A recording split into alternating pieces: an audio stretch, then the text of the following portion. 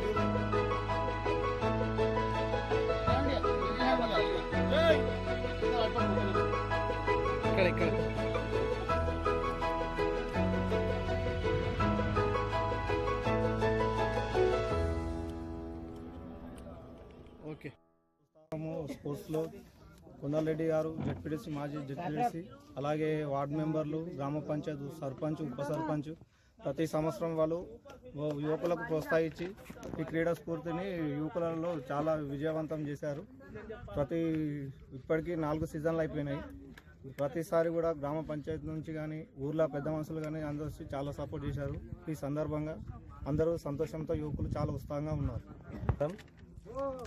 బేతల్ గ్రామ పంచాయతీలోని ఈరోజు జరిగిన బేతల్ ప్రీమియర్ లీగ్ సీజన్ 4 దానికి స్పాన్సర్ చేసిన పెద్దలు కొండలరెడ్డి గారికి మరియు సర్పంచ్ గారికి, నా తోటి వార్డు మెంబర్లకు, గ్రామ పెద్దలకు ఊరికలేస్తున్న యువతకి అందరికీ నా యొక్క నమస్కారాలు. ఈరోజు ప్రతి సంవత్సరం లాగే ఈసారి గిట మనకు క్రీడాస్ఫూర్తితోటి ఆడిన యువకులకు, మీరు గెలిచిన కప్పులకు న్యాయం చేసినందుకు. ఇంకోటి ఏంటంటే ప్రతి సంవత్సరం ఏంటంటే స్పిరిట్ పెరగాలి. మీరు ఏం చేస్తారంటే మీ టీంలతో ఆడుకుంటారు కాబట్టి ఇంకా అందరికి అవకాశం ఇవ్వాలని, మీరు ఇంకా గట్టిగా చేసి అందరికి అవకాశం ఇచ్చి మన బ్యాతల్ ప్రీమియర్ లీగ్గా దీని తర్వాత మళ్ళీ మీరు వేరే విలేజ్కి వెళ్ళి అక్కడ గిట ఇలాగే కప్పు కొట్టి మన ఊరి పేరుని ఇంకా చేస్తారని కోరుకుంటూ నాకు అవకాశం ఇచ్చినందుకు ధన్యవాదాలు తెలుపుతున్నాను.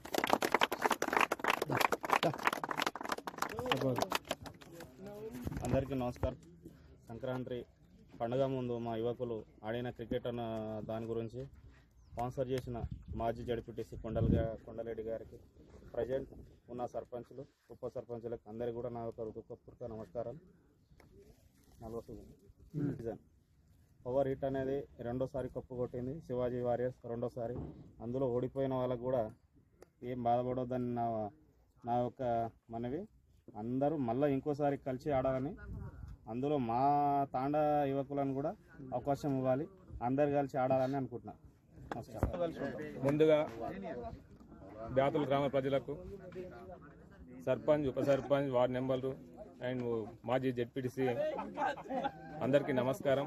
అందులో మళ్ళీ నా మిత్రులకు కూడా అందరికీ, రాజు కానీ, శేఖర్, గాంధీ, వీళ్ళందరికీ కూడా సాయి ముందుగా నమస్కారాలు. ఇది క్రికెట్ టోర్నమెంట్ అనేది ఫస్ట్ ఆఫ్ ఆల్ ఆరోగ్యానికి సంబంధించి కూడా సంక్రాంతి పండుగ వేళ ఒక టోర్నమెంట్ జరపాలంటే ఒక కోరిక వచ్చింది. దాన్ని ముందుకు తీసుకుపోతుంది కూడా ముఖ్యంగా గాంధీ అండ్ ఊళ్ళో ఉన్న రాజు, కుమ్మర్ రాజు, వీళ్ళందరికీ కూడా ముందు మనం సహకరించాలి.